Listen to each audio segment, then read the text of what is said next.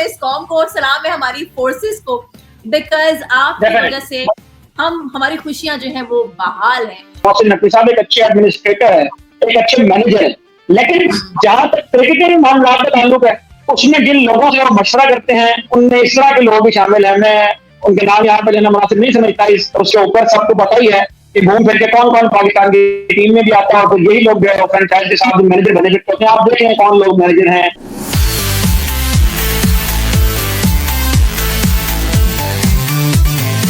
Auzubillahiminashaitanirrajim. Bismillahirrahmanirrahim. Ladies and gentlemen, Assalamu alaikum. This is me, Sarah Baloch, and today I warmly welcome each one of you to a very fresh episode of The Match Mic. Janab, with me here, I have been joined by a very seasoned sports journalist and a cricket data analyst, Mr. Ahmed Saeed. Assalamu alaikum, Ahmed. How are you? जी वालेकुम अस्सलाम, कैसे हैं आप? ठीक ठाक हैं? I am well, Janab. HBL PSL is going to be restarting by 17th of May और ये एक खुशियों की आमद सी है, ऐसा लग रहा है। प्रोग्राम के स्टार्ट में मैं कहना चाहती हूँ कि ऐसा लग रहा है जैसे कोई जश्न है, कोई जश्न बहारा है और ऐसा लग रहा है कि हमारी क्रिकेट जो है अब और थ्रिलिंग होगी। सब पाकिस्तानी आए हुए होंगे, झंडे उनके हाथ में होंगे। You know, what do you think about it? देखिए बिल्कुल ऐसा ही है। जिस कौम को जो जज्बा मिला है इस 6-7 दिन पहले पूरा एक इवेंट हुआ है, उसमें एक अच्छी चीज ये हुई है कि हमने दोबारा से कौम को एक पेज के ऊपर मतलब यूनिटी देखी है। हमने तमाम लोग जो है वो अपने सियासी मफादात से बालातर होकर जो है वो पाक फौज के साथ खड़े हुए, हमने एक नेशन बन के दिखाया है। और जब इस तरह के क्राइसिस से एक नेशन इमर्ज होती है तो आप कहते हैं ना कि जिसको कभी कभी दीवार के साथ लगा दिया जाए तो वो जब कम बैक करता है तो उसका कम बैक जाने का उसके प्रीवियस से अच्छा होता है।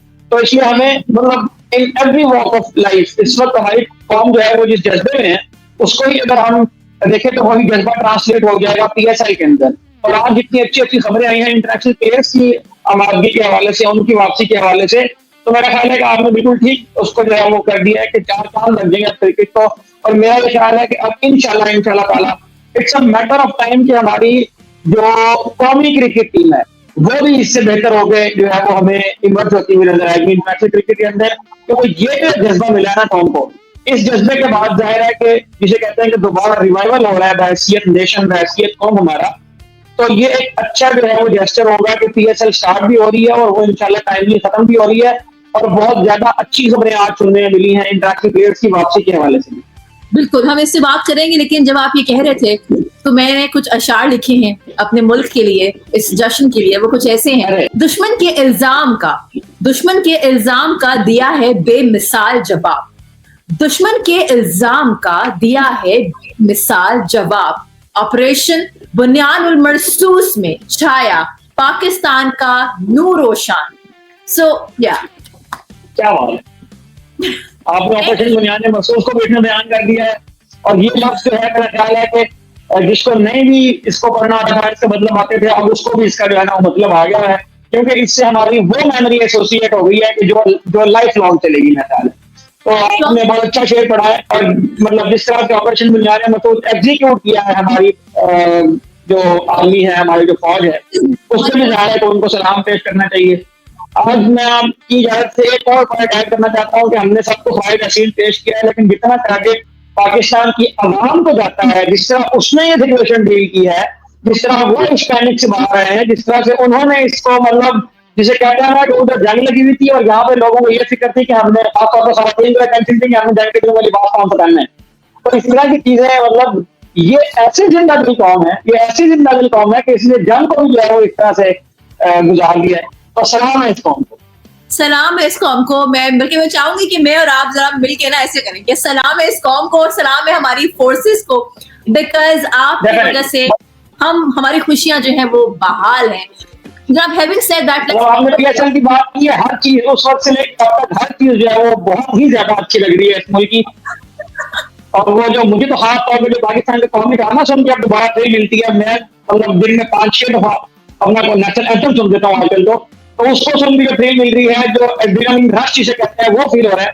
तो अब ये जब पीएसएल आएगी इंशाल्लाह तो वो ज्यादा जोश जज्बा जो है वो क्रिकेट के अंदर, ग्राउंड के अंदर भी और उसके बाहर भी शायकीन जो है वो उसको एंजॉय करते हुए नजर आएंगे इंशाल्लाह। एंड आई जस्ट होप कि हमारे जो कॉमी प्लेयर्स हैं, कि हमने देखा है कि हमारे comic players they were playing really really well. हमने पहले भी बात की, खैर बहुत सारी बातें हैं, लेकिन अभी हम डिस्कस कर लेते हैं। हालांकि आज की खबरें कुछ और हैं, उन पे बाद में आते हैं, जरा इमर्जिंग प्लेयर पे आ जाते हैं। अली रजा ने हमें जो दिखाया ना, ये वही नौजवान है जिसने under-19 Asia cup, under-19 world cup, उसके बाद जनाब अली रजा ने उसकी जो हार्ड लेंथ है, the way he is bowling has inspired all of us. How do you see Ali Raza from Peshawar Zalmi? देखिए, अली रजा को फॉलो करना शुरू हुआ था जब अंडर-19 में इनका नाम आया था, और उस वक्त मतलब ये कहा गया था राना नवीदुल हसन जो है पाकिस्तान के साबिक फास्ट बॉलर, ये उनकी अकेडमी से आए हैं, बेसिकली शेखुपुरा से ताल्लुक है मेरा ख्याल है, आई गेस।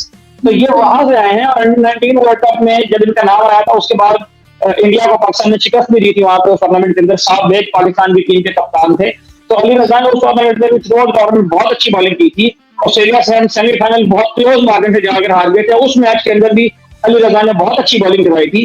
तो तब से लेके अब तक मुख्तलिफ डोमेस्टिक इवेंट्स के अंदर भी, पाकिस्तान के डोमेस्टिक सर्किट के अंदर भी, और अब PSL के अंदर भी अली रजा को फॉलो किया है। खास बात इनकी ये है कि अली रजा मतलब हमारे यहाँ जो स्पीड स्टार होते हैं उनसे डिमांड की जाती है कि वो जाएं और यॉर्कर लेंथ के ऊपर बॉल करें, या वो बाउंसर मारे हैं बैट्समैन को, मतलब इस तरह करते हैं कि उसको हिट करने की कोशिश करें।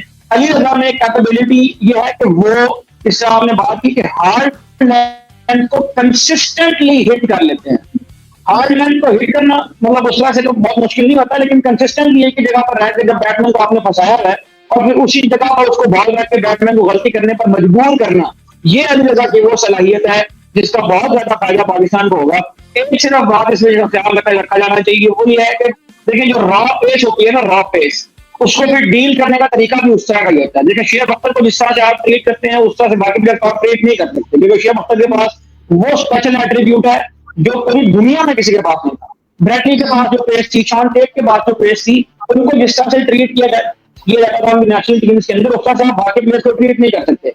अली रजा का मामला यह है कि इसको जितनी ज्यादा डोमेस्टिक क्रिकेट लाएंगे, जितने सीजन ये खेलेगा डोमेस्टिक क्रिकेट के, 4 डे क्रिकेट के, लॉन्गर फॉर्मेट के, उतना ही इसकी बॉलिंग के अंदर मेच्योरिटी आएगी। वरना ये होगा कि PSL खेलने के बाद T20 के अंदर टीम में आ तो जाएगा, लेकिन इसकी जो बॉलिंग होगी वो बाकी T20 से आने वाले बॉलर्स की तरह 3-4 साल गुजरने के बाद वो स्टेगनेंट हो जाएगी, उसको ग्रोथ रुक जाएगी वहां पे, क्योंकि उसके जो लॉन्गर फॉर्मेट के मसल्स है ना, वो बनेंगे नहीं जब तक वो लंबी क्रिकेट नहीं खेलेगा। तो यस, बांग्लादेश के खिलाफ इनको जरूर चांस दिया जाना चाहिए, लेकिन उसके साथ साथ अली रजा और उबैद शाह, इन दोनों को मेरा यह ख्याल है कि 3-3 सीजन, 2-2 सीजन डोमेस्टिक के 4 डे क्रिकेट के चैंपियंस कप T20 और चैंपियंस कप ODI वो भी खेलने चाहिए, लेकिन 4 डे क्रिकेट के 2 सीजन ये कम से कम खेलें।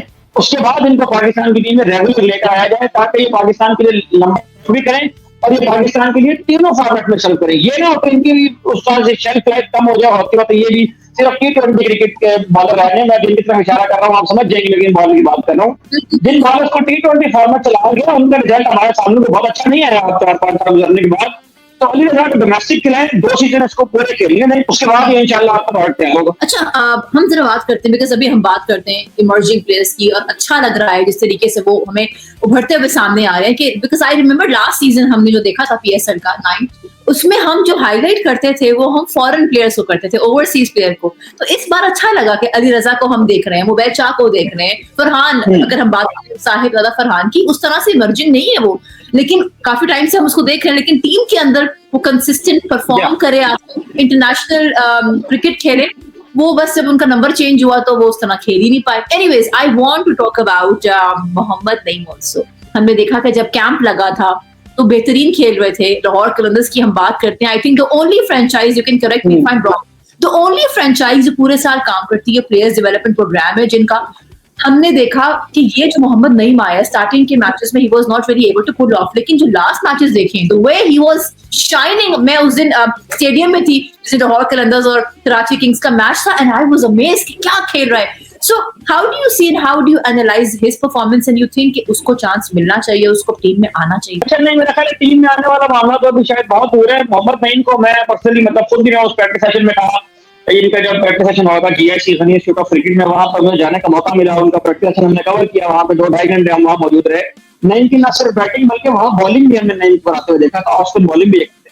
तो वहां पर मतलब जितने बैटर्स ने वहां बैटिंग की थी उनमें सबसे ज्यादा जो हमें साउंड नजर आए थे, जो सबसे ज्यादा T20 क्रिकेट के तैयार नजर आए थे, वो मोहम्मद नईम ही थे। अगर जमान ने उसने प्रैक्टिस नहीं की थी, उन्होंने अलग से जाकर प्रैक्टिस की थी, जो मेन नेट लगा था वहां पर उन्होंने प्रैक्टिस नहीं की थी, लेकिन जिन लड़कों ने मेन नेट में आकर प्रैक्टिस की थी उनमें जो सबसे ज्यादा पोटेंशियल हमें नजर आया था वो मोहम्मद नईम में नजर आया था। लेकिन अगेन मोहम्मद नईम की उम्र जो है वो इस वक्त 26 साल है और मोहम्मद नईम जो है वो अभी तक कोई फर्स्ट क्लास क्रिकेट नहीं खेली है। ये गालिबन UCP university of central Punjab है उसकी टीम में पहले ये कहीं खेलते रहे हैं, वहां से ये प्लेयर डेवलपमेंट प्रोग्राम में आए हैं लाहौर कलंदर्स की, और फिर वहां से लाहौर कलंदर्स ने इनको पिक किया है। तो लाहौर कलंदर्स का जहां तक प्लेयर डेवलपमेंट प्रोग्राम का ताल्लुक है, मेरा ख्याल है कि वो एक ऐसा प्रोग्राम है जो फ्रेंचाइज क्रिकेट खेलने के लिए प्लेयर को तैयार करता है, क्योंकि उनकी जरूरत वो है, वो अपनी जरूरत के मुताबिक प्लेयर तैयार करते हैं। हमने अनफॉर्चुनेटली किया ये कि हमने उस प्रोडक्ट को जो लाहौर कलंदर्स ने T20 खेलने के लिए तैयार किया था उसको हमने समझना शुरू कर दिया इंटरनेशनल क्रिकेट लिए, वो इंटरनेशनल क्रिकेट लिए तैयार है। लेकिन मामला यह है कि जब वो इंटरनेशनल क्रिकेट में आए तो आपने देखा कि साल 1.5 साल 2 साल में चले, उसके बाद वो खत्म हो गया, समझ नहीं आ रही कि बॉलिंग कहाँ करनी है। ओडीआई मैच में वो 80 स्कोर खाते हैं और T20 क्रिकेट में अगर उनको खिला दे तो 450 स्कोर उनके नॉर्मल है। और आपके जवेद साहब ने यहाँ तक भी कह दिया था शाहीन को जब 26 साल लगे थे एक ओवर में, तो उन्होंने कह दिया था कि एक ओवर में 4 छक्के मामूल की बात है T20 में, कोई समझता नहीं। तो T20 का माइंडसेट तो ये होता है, तो इंटरनेशनल क्रिकेट में लाया था। ये थोड़ी सी ज्यादा हो गई उन लड़कों के साथ जो डोमेस्टिक क्रिकेट में परफॉर्म कर रहा है काफी अरसे से। तो मोहम्मद नईम को भी एक अच्छा पोटेंशियल आपको नजर आ गया, लेकिन उस पोटेंशियल को तैयार करना होता है और उस तैयार करने का कोई शॉर्टकट नहीं है। उसका मतलब एक ही पैरामीटर है, एक ही तरीका है कि आपको लंबा फॉर्मेट खेलना पड़ेगा। आप T20 क्रिकेट में भी अपने आप को सर्वाइव करना चाहते हैं तो वहां से भी आपको लंबा फॉर्मेट ही सिखाएगा। ये नहीं होगा कि आप T20 खेलते हैं और आप T20 में भी सर्वाइव करते हैं। आप सिर्फ T20 खेल करेंगे तो आपकी क्रिकेट 2 साल में खत्म हो जाएगी, क्योंकि जाहिर है कि T20 एक शॉर्टर फॉर्मेट है। शॉर्टर फॉर्मेट में बहुत ज्यादा डेटा भी चलते हैं, बहुत ज्यादा उस पैटर्न के ऊपर बात होती है।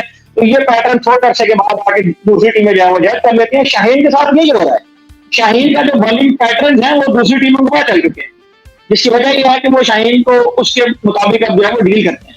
तो मोहम्मद नईम हो या कोई भी ऐसा प्लेयर जिसमें PSL से या प्लेयर डेवलपमेंट प्रोग्राम से टैलेंट नजर आए, उसके टैलेंट को तैयार करना होता है, उसको ग्रो करना होता है, उसको साथ लेकर चलना होता है। और फिर ये भी देखना बहुत जरूरी है कि वो किन हाथों में तैयार हो रहा है, किस तरह के लोग हैं जो उसको क्रिकेट सिखा रहे हैं। वो लोग जो उसको क्रिकेट सिखा रहे हैं, अभी मुझे ये लगता है कि उनका माइंडसेट भी ये है कि बस T20 खेलो, लीगें खेलो और बस ठीक है। कोई मतलब जब आपको इतना करके इतना फेम मिल रहा है, इतना ग्लैमर आपकी लाइफ में ऑलरेडी ऐड हो रहा है, आपको पैसे इतने मिल रहे हैं, तो फिर क्या जरूरत है अपने आपको 4 क्रिकेट में खपाने की। लेकिन 4 क्रिकेट में नहीं कमाएंगे तो आपको ये वाली क्रिकेट भी 2 साल 2.5 साल के बाद खत्म हो जाएगी। और इसकी बहुत सारी मिसालें हमने पिछले 2-3 सालों के अंदर पाकिस्तानी क्रिकेट के अंदर देखी है। तो मोहम्मद ने नो डाउट बहुत अच्छा पोटेंशियल है, प्रैक्टिस के अंदर पैशन फीलिंग जो उन्होंने खेली है लाहौर के अंदर। अब आपको पता चल गया कि लड़के के अंदर पोटेंशियल है, उसको लेकर जाए उस सिस्टम के अंदर जिस सिस्टम के तहत प्लेयर को आना चाहिए, और वहां पर उसको ग्रूम करके 1-2 सीजन डोमेस्टिक के खिलाएं, वहां वो परफॉर्म करते हुए मेरा ख्याल है बिस्मिल्लाह वहां पर एक काम और भी होगा। देखिए जब डोमेस्टिक चाहता ना प्लेयर सारा, जब आप PSL से लेकर आते ना प्लेयर, तो उसको इस बात की टेंशन नहीं होती कि उसकी विकेट लूज हो गई और वो आउट होकर जा रहा है। वो तो उसको तो भेजा इसलिए गया कि वो जाएगा, वो शॉट मारेगा, लग भी ना लगी तो। जो प्लेयर डोमेस्टिक से आता है ना, उसको इस बात का अंदाजा होता है कि इस अपॉर्चुनिटी की अहमियत कितनी है, क्योंकि वो एक लंबा सफर काट के आया, एक तवील रास्ता जो वो तय करके आया है। उसको अंदाजा होता है कि मुझे जो अपॉर्चुनिटी मिल रही है ना पाकिस्तान के लिए, उस अपॉर्चुनिटी को मैंने उस तरह से गेन करना है कि मैं जो मेरा टैलेंट है वो भी लोगों के सामने है, और जो मुझे अपॉर्चुनिटी मिली है, जो मेरे ऊपर टास्क किया गया है, उसको मैं पे बैक करूं। उन लड़कों को अपनी विकेट की, अपनी अपॉर्चुनिटी की अहमियत का भी एहसास होता है। T20 वाले तो आते हैं लगी ना लगी, इनको भेजने वाला माइंडसेट भी होता है। तो ये डिफरेंस है बहुत बड़ा हमारे लड़कों के माइंडसेट में। अच्छा, आई थिंक आपने जो बात की है ना, ये बड़ी इंपॉर्टेंट है जिस बात की आपने निशानदेही की है, बिकॉज हमने देख लिया it's not just Haris, it's not just Shaheen. Haris की बात भी करें, स्पीड है, लेकिन वो लाइन लेंथ कहाँ है नहीं पता। He has also become so predictable कि batters know how to deal. पर हमने इस PSL में भी देखा है, चाहे हम शाहीन की बात भी करें, कुछ मैचेस थे जहां पे हमने कहा वाह आज शाहीन की मेहनत है, लेकिन उन मैचेस के बाद कहाँ है शाहीन दोबारा, यू नो। सो यही बात है जो भी हम बात कर रहे हैं कि इनकी शेल्फ लाइफ कम, जहां इनकी मर्जी की विकेट मिलेगी ना इनको, जहां थोड़ा सा विकेट में पेशेंट बाउंस मिलेगा। हारिस रोज जो है वो ऑस्ट्रेलिया जाते हैं, हमेशा अच्छी बॉलिंग करते हैं। हारिस न्यूजीलैंड जाते हैं, हमेशा अच्छी बॉलिंग करते हैं। हारिस साउथ अफ्रीका जाते हैं, हमेशा अच्छी बॉलिंग करते हैं। लेकिन जिस वक्त हारिस ऑस्ट्रेलिया में विकेट ले रहा था, जिस वक्त हारिस साउथ अफ्रीका में जितवा रहा था, उस वक्त भी हमें कह रहे थे कि चैंपियंस ट्रॉफी में जब आएगा अक्टूबर खेलने के लिए तो इसको इस स्किल सेट के साथ ना बहुत मार पड़ेगी। और वही हुआ है, तो अपने 80 रन खाए हैं ODI क्रिकेट में। तो मामला यह है कि ये जो हम बात करते हैं ना कि T20 से आने वाले प्लेयर की शेल्फ लाइफ कम होती है, वो ये बात है जिसकी आपने बहुत अच्छा आपने निशानदेही कर दी है।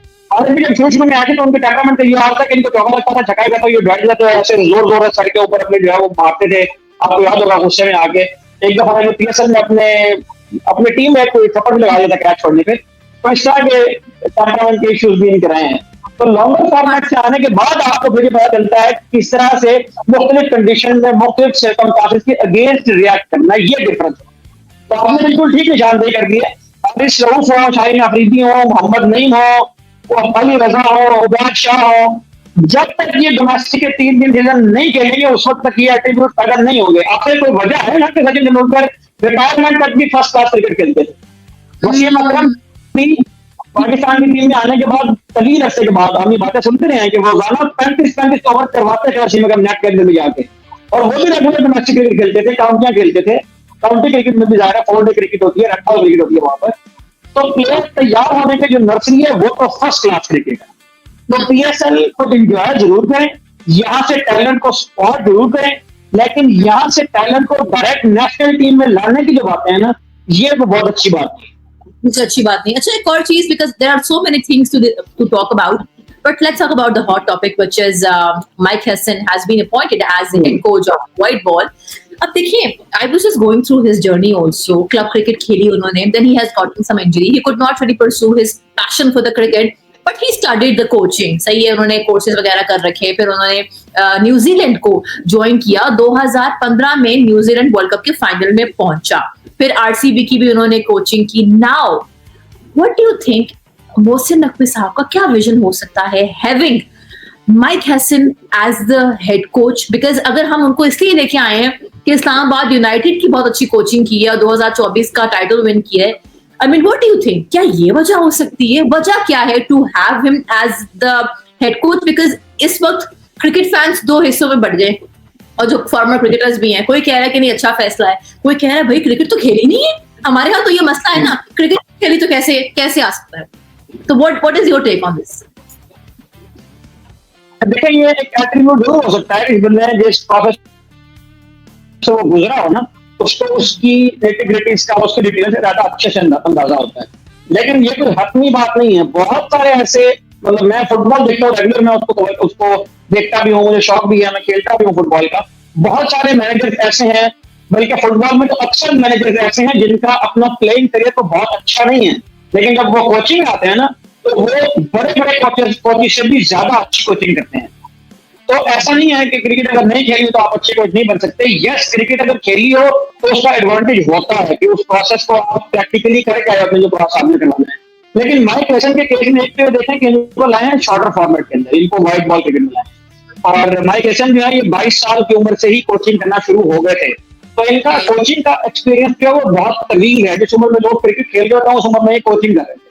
तो वो जिस तरह बताया इंजरी की वजह से वो करियर को परसू नहीं कर पाए, लेकिन उन्होंने अपनी कोचिंग जो है वो अर्ली एज में स्टार्ट कर दी थी, और कोचिंग भी ठीक ठाक उनको, मतलब उसकी सेंस भी है, समझ भी है, नेशनल टीम के साथ भी रहे हैं, फ्रेंचाइज क्रिकेट के अंदर भी रहे हैं, 6 साल न्यूजीलैंड के साथ, न्यूजीलैंड के लॉन्गेस्ट सर्विंग कोच हैं ये माइक हैसन, जिनके साथ 6 साल काम किया न्यूजीलैंड क्रिकेट बोर्ड ने। और न्यूजीलैंड में आते ही उन्होंने रॉस टेलर को हटाकर ब्रैंडन मैकलम को कप्तान बनाने की बात माइक हैसन ने की थी। तो ये जो बेसबॉल इस वक्त दुनिया में मशहूर हुई है ना ब्रैंडन मैकलम की वजह से, उसके असल में गॉडफादर जो है वो माइक हैसन ही है।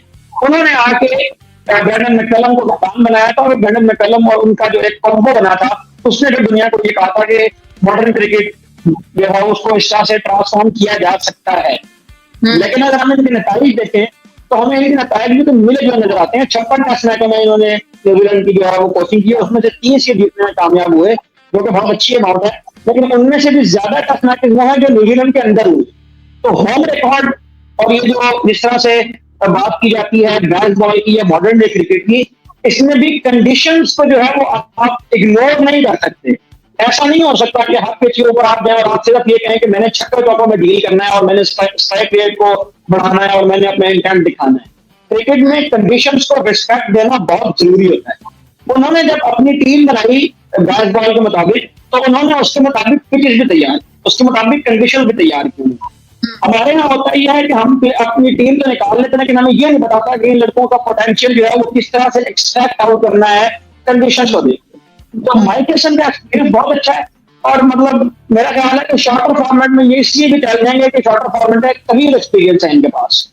जहां तक आपने ये बात की है कि मोहसिन नकवी साहब ने क्या सोचा है, तो मैं अगर आपको मतलब अंदर की बात बताऊं तो मुझे ये लगता है कि मोहसिन नकवी साहब उसी क्रिकेटिंग ब्यूरोक्रेसी के हाथों एक बार फिर से मिसलीड हो गए हैं, जो 3 4 5 7 का टोला जो है वो हमें घूम फिर के हर फ्रेंचाइज में नजर आता है, और हर अस्से बाद उनमें से कोई ना कोई बंदा जो है वो पाकिस्तान की टीम के साथ भी जुड़ा होता है। और यही वो लोग हैं जिन्होंने इनको क्रिकेट में मतलब माइक हेसन को भी लाने का मशवरा दिया होगा। और मोहसिन नकवी साहब क्योंकि उन लोगों पर बहुत ज्यादा एतमाद करते हैं, बहुत ज्यादा रिलाय करते हैं उनके ऊपर, क्योंकि उनको 4 लफ्ज जो है वो अंग्रेजी के बोलने आते हैं, और 4 जो है वो उनको डिजिट्स जो है वो ऊपर नीचे करके ये समझाना आता है कि डेटा किस तरह से कारआमद होता है क्रिकेट में। हालांकि क्रिकेट वो लोग भी कौन खेले हुए जो लोग मतलब ये बहुत खौफनाक किस्म की ब्यूरोक्रेसी है पीसीबी के अंदर, जो असल में मामला को कंट्रोल करने की कोशिश करते हैं, क्रिकेट इनमें से नहीं कौन खेला हुआ। मसला ये है कि हमारे जो मोहसिन नकवी साहब है ना, वो मतलब वजीर दाखिला भी है साहब, उन्होंने मुल्क के मामला भी चलाने होते हैं, और जिस अंदाज से उन्होंने मतलब he is an excellent manager. अगर आप मैनेजर की बात करें, उनकी मीडिया के जमाने के कोलीग्स हैं, उनसे भी आप जाके बात करते हैं तो वो भी आपको ये बताते हैं कि मोहसिन नकवी साहब एक अच्छे एडमिनिस्ट्रेटर है, एक अच्छे मैनेजर है।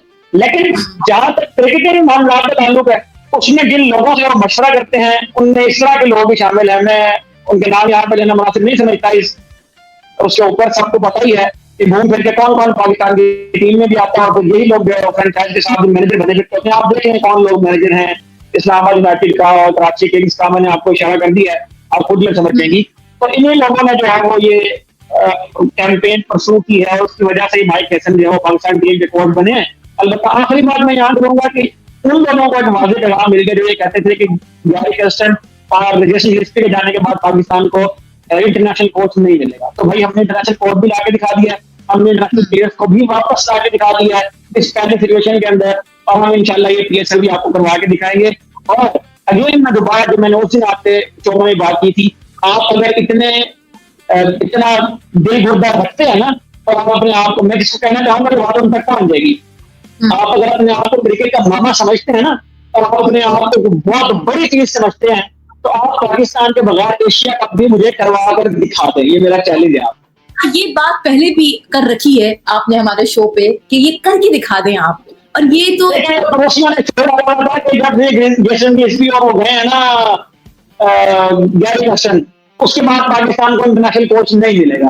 तो भाई इंटरनेशनल कोच हम ले आए हैं, और इंटरनेशनल कोच भी हम वो लेकर आए हैं जिसके 4 साल आपको फ्रेंचाइज क्रिकेट में काम किया, उसके बाद उसने भी आपको लिफ्ट कराई। तो ये टोटल आपकी औकात है, ये टोटल आपका सरमाया है, ये टोटल आपके इन्वेस्टमेंट है क्रिकेट में।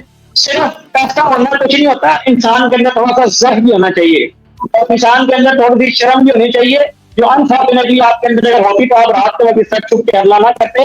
अब सियासी गुफ्तगू बहुत ज्यादा हो जाएगी, ये क्रिकेट का शो है, तो मेरा ख्याल है कि ये भी बहुत वाज़ेह पैगाम चला गया पीसीबी की जानिब से उन लोगों को कि हम इंटरनेशनल कोच भी आके दिखाएंगे, और हम इंशाल्लाह पीएसएल के अंदर भी। डेविड वार्नर ने क्या किया, मैं आ रहा हूँ पीएसएल खेलने के लिए, डेविड वार्नर ने इस पीएसएल से पहले बहुत ज्यादा क्रिटिसाइज भी किया पीएसएल को, आपको याद होगा।